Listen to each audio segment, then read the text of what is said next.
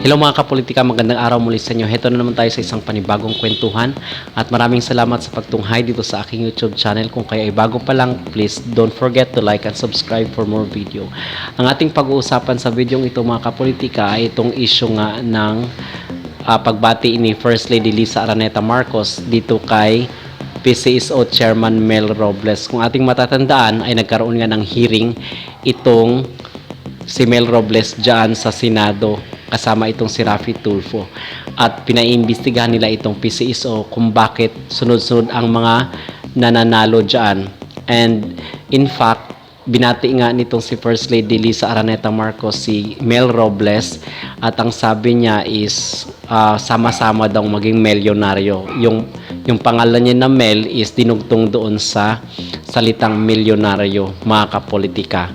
So bakit nabalot ito ng mga kontrobersya? Kasi unang-unang mga kapolitika, kung ating matatandaan is ito nga si Maharlika is maraming ang pasabog dito sa issue ng PCSO.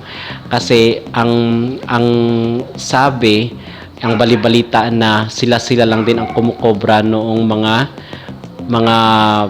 mga napanalunan dyan sa PCSO. So, anyway, sino ba itong si Mel Robles? Ating kilala ng mga kapolitika, siya po ay former administrator ni former President Gloria Arroyo. So, may background na talaga ito sa gobyerno. And at the same time, yung sa hindi nakakaalam is siya din yung isa sa mga top donor ni Pangulong Bongbong Marcos noong election, which is ang naiambag niya is 30 million pesos nung election last 2022. So bakit natin ito pinag-uusapan mga kapolitika? Kasi nga may kasabihan nga tayo na nahuhuli yung isda sa kanyang bibig.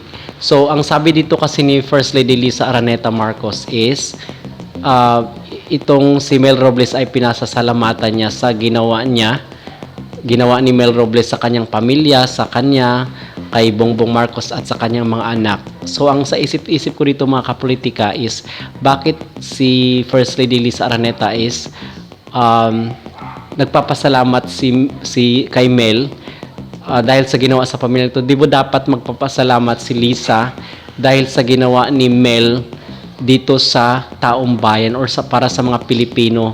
So nagtatanong ako bakit doon siya nagpapasalamat sa ginawa ni Mel Robles sa kanyang pamilya, where in fact dapat doon magsiserve itong si Mel Robles sa taong bayan at hindi sa pamilya ng mga Marcos or dito sa pamilya nga ni Lisa Araneta Marcos. So something is wrong, something is fishy dito mga kapolitika.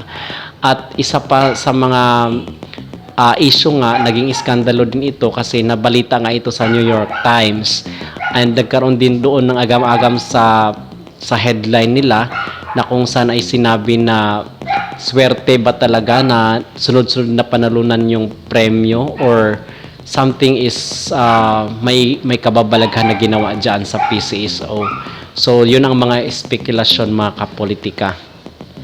At mga kapolitika, meron yung iba na gustong paimbestigahan itong mga bank accounts ni Mel Robles para nga mawala yung mga agam-agam kasi magaling din ito sumagot noong hearing ng Senado at gusto natin na masundan pa yung hearing sa Senado dito sa PCSO kasi ang sabi ni Tulfo is mag-hire nga siya ng private detective. So hindi natin alam kung ano na nangyari, bakit parang natahimik na ata yung hearing sa Senado at may mga balibalita daw na nagkabayaran, so hindi natin alam kung ano talaga ang totoo kasi parang natahimik na nga ata. And yun ang sabi ni Maharlika. At ang sabi nga dito, may mga nagre-request na dapat i-lifestyle check itong si Mel Robles. Kasi nga may point din naman and dapat nga talaga na i-lifestyle check itong taong ito kasi hindi lang milyon ang involved dito mga kapolitika kasi in total noong mga napanalunan daw nung mga tumaya sa loto is umabot na daw ng bilyon. So napakalaking iskandalo po ito kung totoo man itong mga balibalita na sila lang din ang kumukobra ng mga napanalunan dyan sa PCSO mga kapolitika. So itong birthday greetings ni First Lady Lisa Araneta is isang napakalaking palaisipan no para sa mga tao kasi minsan nahuli din yung mga taong ito sa sarili ng bibig, but again napakaganda siguro kung matuloy yung investigasyon para nga makalkal talaga yung ugat at malaman ng taong bayan ang katotohanan kasi pera ng taong bayan itong mga kapolitika, di ba?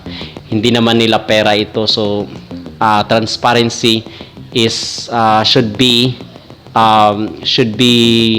informed to the public. So yun lamang ating masasabi mga kapolitika sa isyong ito, at kayo kung may issue, reaction at sa opinion kayo, please comment down below, and please